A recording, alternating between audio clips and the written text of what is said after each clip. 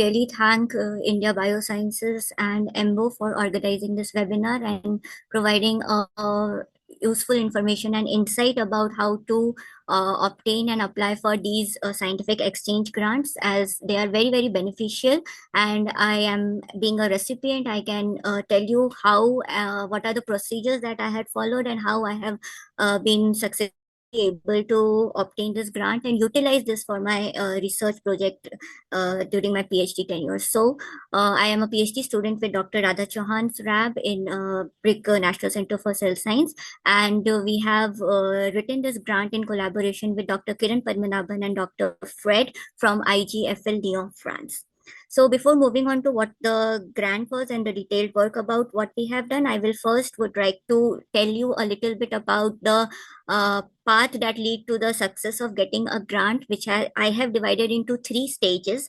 The first and the very important stage is to get a collaborator and first discuss your research interest and have a similar interest where you and your collaborator can do or address new questions or new possibilities of the research that your collaborator is doing in the field. So first thing is to get in contact with the collaborator, try to understand their research and what techniques and methods that they are using, which you can utilize in your research project, and it would be significant for your project that you have to first figure out.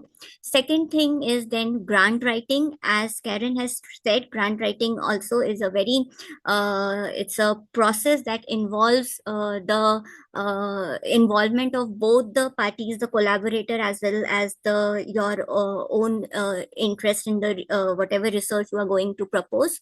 And this grant writing you have to do way ahead of submitting the grant, because there are a lot of times when you have to discuss your research proposal with your collaborator and try understand the timelines in which they can provide you the accessibility and all the reagents and everything that you need to do your research there. So this is quite a process that you have to spend time on.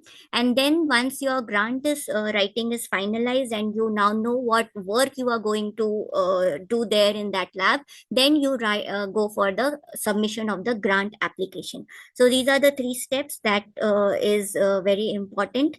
And after this grant writing and everything, how you go for the grant application process. So EMBO, it has provided all the information on their EMBO Scientific Exchange Grant website. The grant application is divided into three main parts. The first one is where you have to enter your own detail, what your research you are doing, what abstract of your research, your own profile and everything. The next part is your research proposal. Here the research proposal is what you have, the grant that you have written, you have to put it again, as she has mentioned, that the grant should be very clear. It should signify the importance of the work that you are going to do. And also you can use these different subheadings or sub objectives and clearly mention the timeline of your work.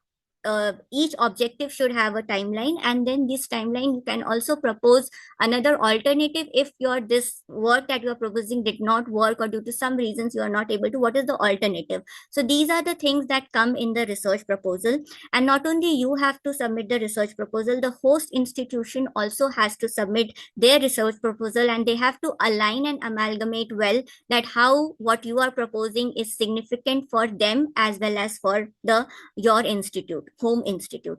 Apart from that, you also need to have two referees who are ready to give you a reference letter, and they should be contacted well before submitting the grant, so that they are also prepared to submit the reference letter on time, and it should not be delayed.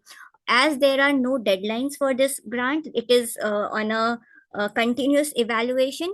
But once you submit the grant, from that time the grant review takes 2 to 3 months. So after within 2 to 3 months, they will give you the report whether your grant is accepted or it is declined, whatever it is. Then after that, if it is accepted, then you have further procedures that you need to do, that you have to give a confirmation letter, then you have to provide the date and duration of your stay in the host country and all those things.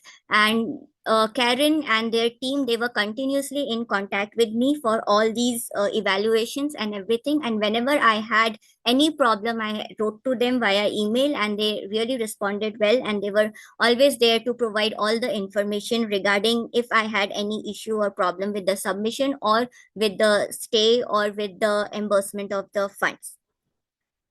Coming to what I have proposed and what we have done in the lab, this is a very brief one slide where I would like to try to put all the things together, but still, if there are questions, you can ask me. So, the lab, the host lab where I was going to carry out the work, they were interested to look at the NPC dynamics in the circadian cycle or in the circadian way. And what they have observed is NPC compositions changes during the day and the night time. This was their idea, and they wanted to look into the dynamics of the NPC or the nucleoporins. In our lab here in host institution BRIC-NCCS, we were having the expertise in looking at the structure and functional plasticity of the inner ring nucleoporins or the inner ring nucleoporins which are present in the NPC. So together we were developing certain cellular tools like your fluorophore conjugated nanobodies, and we wanted to check the expression of these proteins and how they are leading to the dynamic of the pore. Whereas the host institutions, they also were interested in the similar lines, and they wanted to study the changes in the positioning of the inner ring complexes proteins in a circadian way. So they had developed the super resolution STED microscopy techniques in their lab, analyzing the NPCs in vivo on purified mouse hepatocyte nuclei. And this was a very good opportunity for us to learn this very advanced super resolution technique, which is a STED microscopy, and apply it in our research also to gain very insight into the pore dynamics of the NPC. So these two parameters we have taken together, and we tried to design an experiment and look into the NPC dynamics using the techniques that they are using and using the tools that we have developed in our lab. Apart from this, the contribution of this grant that I had get all together was that I get a chance to learn this new skills, which is STED microscopy. I get a hands-on experience with this technique, and I have learned this techniques, which is this advanced microscopy technique. Also, I gained a valuable networking opportunity. So going to a different country and working with different people that with a different mindset and different ideas, it was very very impactful for me as well, because we were able to discuss and get novel ideas, and I get to learn a lot of new techniques, alternative techniques as well, that they were using in their labs. The lab meetings of them were also very very helpful to me. Also, these experience and this training, it has really strengthened my research skills and contributed towards my professional growth. As well as while coming back to my home country, we also got a new microscope, which is a STED microscope, and now I can be able to help my colleagues and my lab mates as well to how to utilize this technique and use the microscope for their benefits in the research area. So it was really a very informational and very good exposure for me as a person, as well as for my professional development.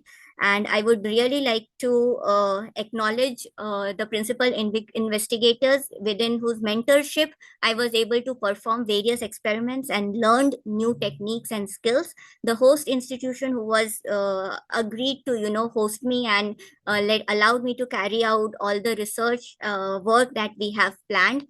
And of course, all this would not have been possible because without the EMBO Scientific Exchange grant and the team members that were working continuously to help me out and get this grant, especially Karen and Elsie. Karen, the head fellowship program, and Elsie, the program officer, who were totally all the time, they were constantly in contact with me to smooth disbursement of the funds and my travel to the new country and carrying out my research. So I would like to stop here and thank everyone for this. It is a collaborative effort.